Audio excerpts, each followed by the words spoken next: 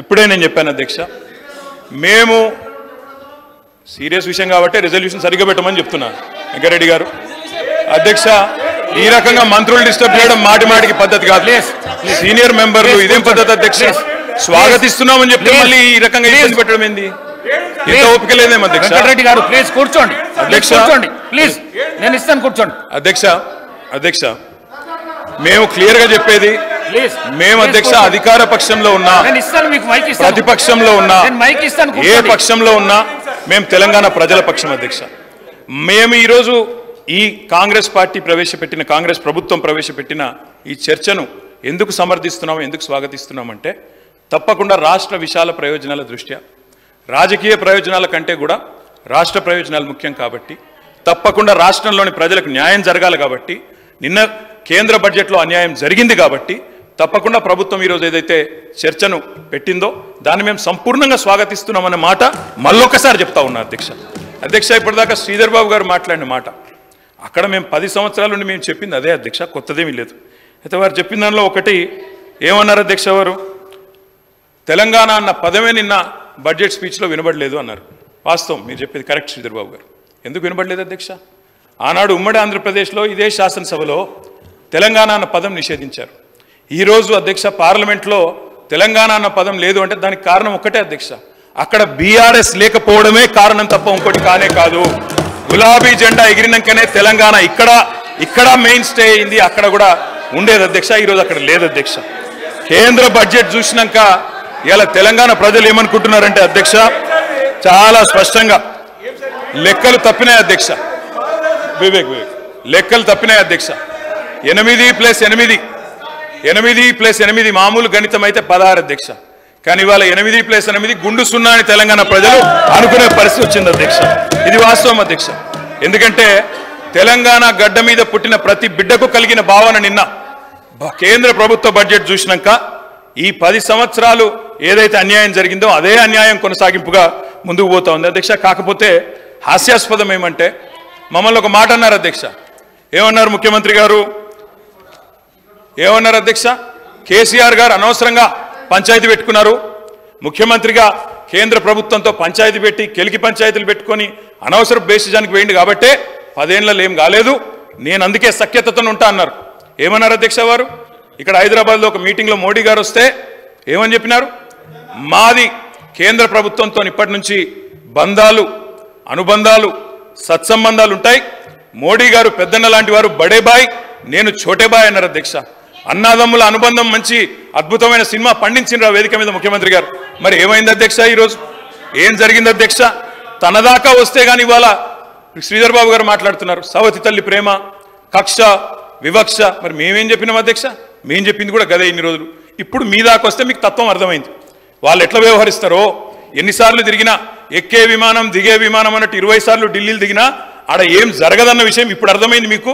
ఇప్పటికైనా వాళ్ళ తత్వం బోధపడ్డందుకు చాలా సంతోషం అధ్యక్ష. కాకపోతే మాకు మీలాగా కొన్ని అలవాట్లు లేవు. మేము ప్రయత్నం చేసినాం, చాలా పనులు కూడా సాధించినాం. ఏమేమి సాధించినామో కూడా మీకు చెప్తాను. కానీ ఇతరులు సాధించింది మా ఖాతాలో వేసుకునే అలవాటు మాకు లేదు. కేంద్ర ప్రభుత్వం, ఆనాడు రాష్ట్ర ప్రభుత్వం, మేమందరం కూడా కొట్లాడి ఎలివేటెడ్ కారిడార్లు, రక్షణ శాఖ భూములు, ఇవన్నీ మా ప్రభుత్వ హయాంలో వర్క్ జరిగితే కాగితం మీరున్నప్పుడు వస్తే మేము సాధించినామని గొప్పలు చెప్పుకున్నారు. పర్వాలేదు, ఏం పర్వాలేదు. మేము 30,000 ఉద్యోగాలు ఇస్తే మీరు ఇచ్చినారని చెప్పుకున్నారు, అది కూడా పర్వాలేదు. కానీ ఇప్పటికైనా తత్వం బోధపడిందేమో అని చెప్పి నేను భావిస్తా ఉన్నాను. గౌరవ కేటీ రామారావు గారిని కోరుతా ఉన్నాం. ఈరోజు ఏపీ రీఆర్గనైజేషన్కు సంబంధించిన చట్టానికి సంబంధించిన ఆధారం తీసుకొని రాష్ట్రానికి రావాల్సిన హక్కులు, నిధులు, విధులకు సంబంధించిన అంశం విషయంలో ప్రస్తావన చేసుకొని పోదామంటే సార్, దానికి వారు చెప్పే ప్రతి అంశంపై మరొకసారి వేరే విధంగా చర్చ పెట్టండి.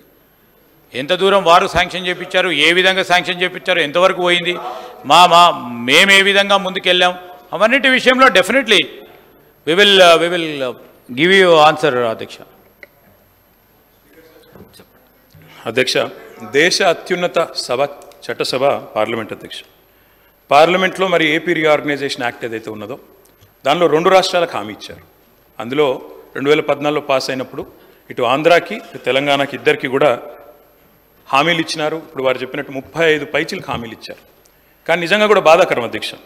ఒక రాష్ట్రానికేమో చేయూతనిచ్చి మరొక రాష్ట్రానికి చెయ్యి ఇవ్వడం, మొండి చేయి చూపట్టడం అనేది నిజంగా కూడా మంచిది కాదు. ఇది అన్యాయం. తప్పకుండా ఈ తెలంగాణ హక్కులను ఇవి కాలరాయడమే అవుతుంది. వ్యవస్థీకరణ చట్టానికి ముఖ్యంగా తూట్లు పొడవడమే అయినట్టుగా మేము కూడా భావిస్తూ ఉన్నాం. అధ్యక్ష, పక్కవారు బాగుపడితే సంతోషపడతాం. ఆంధ్ర రాష్ట్రానికి డబ్బులు ఇచ్చారు, సంతోషం, ఇబ్బంది లేదు.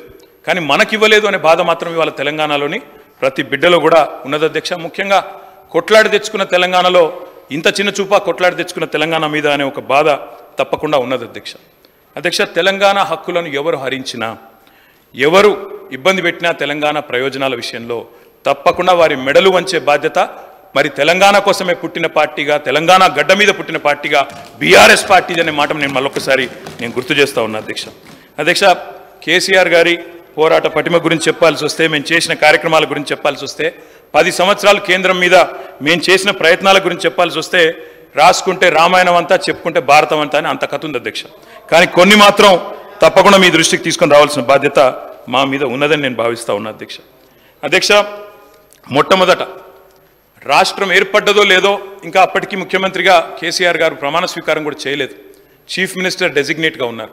7 మండలాలు తెలంగాణకు సంబంధించి అన్యాయంగా ఒక ఆర్డినెన్స్ ద్వారా మరి ఆనాడు పోలవరంలో ముంపులో భాగంగా ఆంధ్రాలో కలిపితే మొట్టమొదటగా స్పందించింది, రాష్ట్ర బంధుకు పిలుపునిచ్చింది, ఆనాడు అప్పటి కేంద్ర ప్రభుత్వాన్ని వ్యతిరేకించింది మా పార్టీ అధ్యక్ష. ఆనాడు ఇంకా ప్రభుత్వం ఏర్పాటు చేయకపోయినా కొట్లాడింది మేము అధ్యక్ష. అధ్యక్ష, ఇది సెప్టెంబర్ 7, 2014. ఆనాడు కేసీఆర్ గారు మరి ప్రధానమంత్రి గారిని కలిసి తెలంగాణ రాష్ట్రానికి ప్రత్యేక ప్యాకేజ్ ఇవ్వండి, ప్రత్యేక హోదా ఇవ్వండి, ఆంధ్ర అడుగుతున్నది, మాకు కూడా స్పెషల్ స్టేటస్ ఇవ్వండి అని అడిగిన ప్రెస్ క్లిప్పింగ్ అధ్యక్ష. అధ్యక్ష, ఒక్కసారి కాదు అధ్యక్ష, 1,15,667 కోట్లు మా రాష్ట్రానికి ఇవ్వండి అని చెప్పి ముఖ్యమంత్రిగా అన్నాడు కేసీఆర్ గారు. ఇది సెప్టెంబర్ 16, మన 2016 ఫిబ్రవరి 12 అధ్యక్ష. అధ్యక్ష, ఒకటి కాదు అధ్యక్ష, ఇట్లా ఎన్నో సందర్భాలు. ఇక 2015లో అధ్యక్ష మళ్ళీ కలిసిన ఫోటోలు. అదేవిధంగా ఒక్కసారి కాదు అధ్యక్ష, ఎక్కని కొండలేదు మొక్కని బండలేదు అన్నట్టు ప్రతి విషయంలో, ప్రతి ప్రాజెక్టు విషయంలో కేంద్ర ప్రభుత్వం దగ్గరికి పలుమార్లు పోయినాం అధ్యక్ష. పోయి కొన్ని సాధించినాం, కొన్ని సాధించలేకపోయాం, రకరకాల ప్రయత్నాలు చేసినాం. వివక్షాపూరితమైన వ్యవహారం చేసినప్పుడు ముఖ్యంగా సిఏఏ, ఎన్పిఆర్, ఎన్ఆర్సీ లాంటి విషయంలో తెలంగాణ శాసనసభలోనే తీర్మానం పాస్ చేసినాం అధ్యక్ష. పాస్ చేసి దిస్ వాజ్ ఇన్ 2020 మార్చ్ 26 అధ్యక్ష. మేము నిర్ద్వందంగా తిరస్కరిస్తున్నాము సిఏఏ, ఎన్ఆర్సీ అని చెప్పి కేంద్ర ప్రభుత్వానికి మా నిరసన కూడా చెప్పినాం అధ్యక్ష.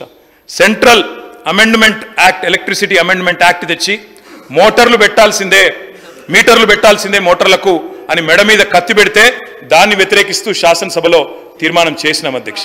అధ్యక్ష, ఇది ఒకటే కాదు అధ్యక్ష, కాజీపేటలో కోచ్ ఫ్యాక్టరీ ఇవ్వలేందుకు మేము మా పార్టీ 2021 మార్చి నాడు చేసిన నిరసన. ఇవన్నీ ఏపీ రీఆర్గనైజేషన్ యాక్ట్ ప్రామిసెస్ అధ్యక్ష. 1 minute డిప్యూటీ సీఎం గారు. సార్ ఇన్నిసార్లు డిస్టర్బ్ అధ్యక్ష, ఈరోజు రాష్ట్ర ప్రజలంతా కూడా గంభీరంగా మనకు జరిగిన నష్టం పైన ఆవేదన చెందుతూ ఉన్నారు. దానికి సంబంధించి గౌరవ ముఖ్యమంత్రి గారి సభలో 2024-25 ఆర్థిక సంవత్సరాన్ని ప్రతిపాదించిన బడ్జెట్లో తెలంగాణ రాష్ట్రానికి కేటాయించాల్సిన నిధులు, ఇవ్వవలసిన అనుమతుల విషయంలో చూపించిన వివక్షపై సభలో చర్చకు అనుమతించాల్సిందిగా కోరుతున్నాను చాలా స్పష్టంగా చెప్పి, దీని మీద చర్చించి అంతిమంగా మనకు జరిగిన నష్టం దాన్ని ఏ రకంగా పూడ్చుకోవాలని దానిపైన సభలో సభ్యులందరూ అభిప్రాయాలు తీసుకుందాం, చర్చగా పెడితే. అది వదిలేసి గత 10 సంవత్సరాల క్రితం నుంచి వారు ఏం చేశారో ఇది చెప్పుకుంటూ పోతే దానికోసం కాదు కదా చర్చ పెట్టింది. ఇప్పుడు జరిగిన నష్టాన్ని ఎట్లా పూరించుకోవాలని దానిపైన గౌరవ సభ్యుల్ని మాట్లాడవలసిందిగా కోరుతూ, జరిగిన నష్టాన్ని ఏ రకంగా పూడ్చుకోవాలి, మనం అందరం కలిసి ఏం చేయాలి, సభలో ఉన్నటువంటి సభ్యులందరూ కలిసి తీర్మానం చేయాలా, లేకపోతే కేంద్ర ప్రభుత్వం దగ్గర పోయి ఏమైనా అడగాలా, ఏం చేయాలో మీ సూచనలు చెప్పండి, దాని ప్రకారం తీర్మానం చేద్దాం. దాంట్లోకి రండి అధ్యక్ష, వారికి స్పష్టంగా చెప్పండి అధ్యక్ష. కేటీ రామారావు గారు. అధ్యక్ష, వారు చెప్పింది వాస్తవం అధ్యక్ష. కానీ ఈ వివక్ష ఈ రోజు కాదు భట్ గారు, 10 ఏళ్ల వివక్ష. శ్రీధర్ బాబు గారు మాట్లాడింది కూడా అదే కదా. పునర్విభజన చట్టం ఎప్పుడు వచ్చింది? 2014. అందులో నెరవేర్చిన అంశాలు ఎప్పటి నుంచి ఉన్నాయి? 10 ఏళ్ల నుంచి ఉన్నాయి. ఇక మీరు కట్ల కాదు, మేము చెప్పిందే మాట్లాడాలంటే రాష్ట్ర పంపండి చదువుతాం. మరి నేనేమంటున్నా అంటే పద్ధతి కాదు. మా వర్షన్ మమ్మల్ని చెప్పుకొని ఇవ్వాలి కదా. 10 ఏళ్ళు మేము చేసిన ప్రయత్నాలు కూడా చెప్పాలి కదా. 7 ఏళ్ల కింద పుట్టలేదు కదా తెలంగాణ, 7 నెలల కింద కాదు కదా, 10 ఏళ్ల కింద పోరాటాలతో పుట్టింది. అధ్యక్ష, ఒకటి కాదు, ఎన్ని పెండింగ్ ఇష్యూస్ ఎన్నిసార్లు పర్సూ చేసినామంటే లెక్కలేదు అధ్యక్ష. చివరికి ఓబీసీ సెన్సస్ కావాలి అని స్టేట్ అసెంబ్లీలో తీర్మానం చేసి పంపాం. అది మాత్రమే కాదు అధ్యక్ష, ఎన్నో రకాల విషయాల్లో ఆఖరికి వ్యవసాయ చట్టాలు కేంద్ర ప్రభుత్వం రైతులకు వ్యతిరేకంగా తెస్తే ఇది మా పార్లమెంట్ సభ్యులు మొత్తంగా పార్లమెంట్లో ప్రొటెస్ట్ చేసింది అధ్యక్ష. అధ్యక్ష, కేటీఆర్ గారు ఏమంటే నేను తప్పు మాట్లాడుతున్నాను సరే, ఇబ్బంది ఉందా? బీజేపీకి వ్యతిరేకంగా మాట్లాడితే మీకెందుకు సార్ ఇబ్బంది, వాళ్ళకెందుకు ఇబ్బంది నాకు అర్థం కాదు.